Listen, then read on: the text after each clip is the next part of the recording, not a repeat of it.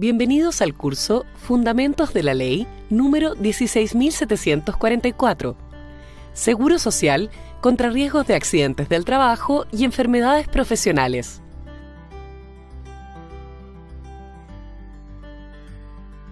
Clase 6. Prestaciones del seguro. El seguro de la Ley 16.744 otorga tres tipos de prestaciones: preventivas, médicas y económicas. Revisemos las prestaciones preventivas. El organismo administrador presta asesoría a las empresas afiliadas en materias de prevención de riesgos y da recomendaciones de medidas de seguridad y de higiene industrial con el objeto de salvaguardar al trabajador y prevenir riesgos en su lugar de trabajo.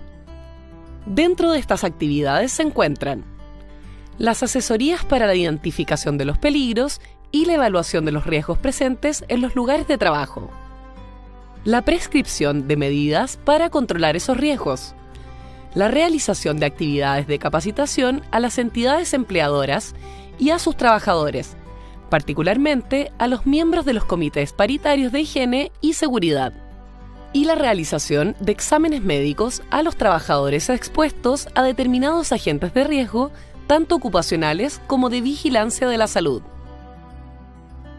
En cuanto a las prestaciones médicas, los trabajadores que sufran un accidente del trabajo o una enfermedad profesional tienen derecho a recibir, de manera gratuita hasta su curación completa o mientras subsistan los síntomas de las secuelas, las siguientes: atención médica, quirúrgica y dental en establecimientos externos o a domicilio; hospitalización, si fuese necesario, a juicio del facultativo tratante; medicamentos y productos farmacéuticos; prótesis y aparatos ortopédicos y su reparación; rehabilitación física y reeducación profesional; los gastos de traslado y cualquier otro que sea necesario para el otorgamiento de estas prestaciones de acuerdo a la indicación del médico tratante. Y con respecto a las prestaciones económicas, el derecho a recibirlas se adquiere en virtud del diagnóstico médico correspondiente, por lo que no es necesario que el trabajador las solicite. Dado que tienen por objeto reemplazar las rentas o remuneraciones de actividad del trabajador, la continuidad de ingresos que debe existir entre remuneración y subsidio, o pensión o entre subsidio y pensión, constituye un principio rector de su otorgamiento. Asimismo, dado que la unidad de tiempo para el pago de las remuneraciones en caso alguno puede exceder de un mes, la periodicidad de pago de estas prestaciones no puede ser superior a 30 días.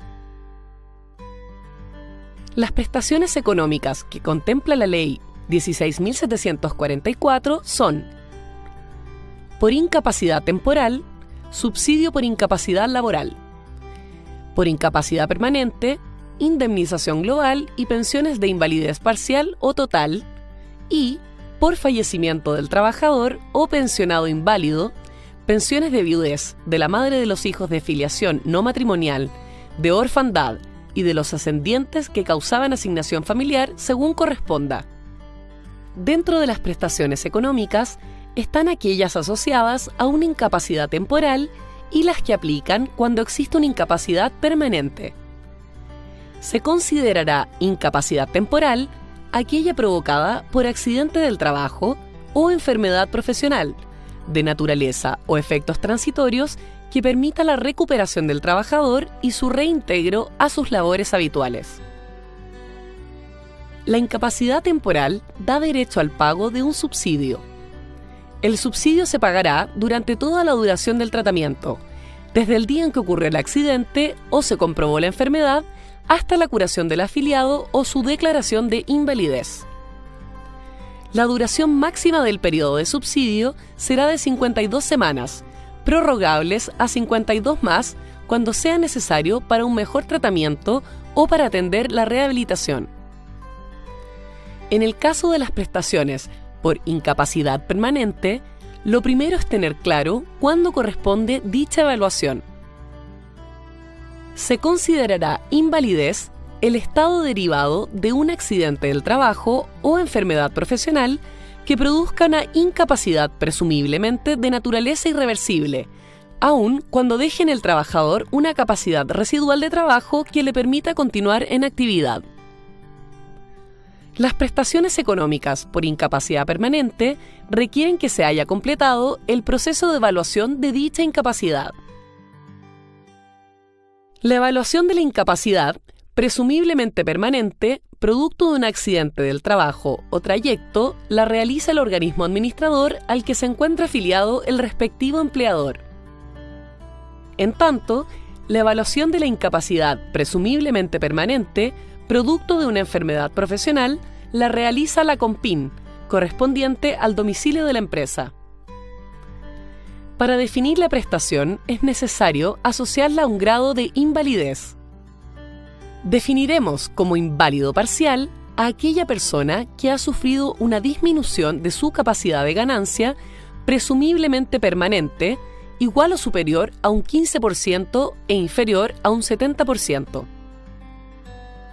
Si es igual o superior a 15% y menor a 40%, corresponde otorgar una indemnización cuyo máximo es 15 veces el sueldo base.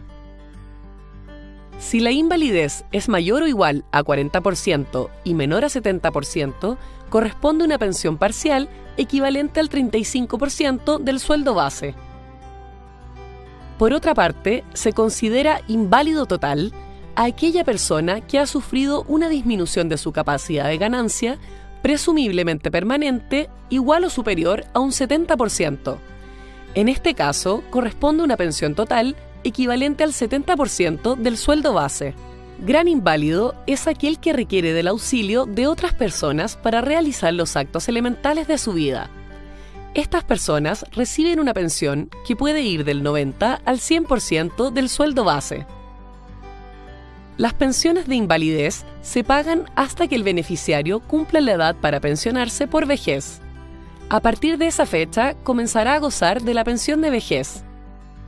Si la pensión por invalidez se inicia después de cumplida la edad de jubilación, esta pensión será permanente y durará hasta la muerte del beneficiario.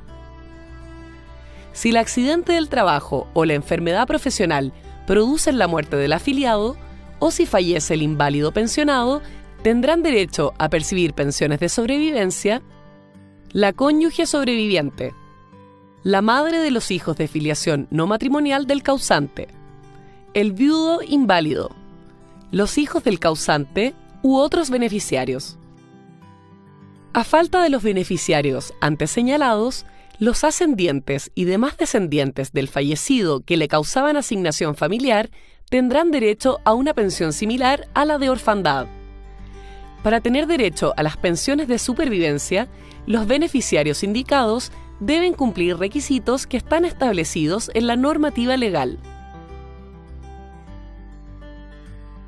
Hemos terminado la 6ª clase. Veamos lo que has aprendido.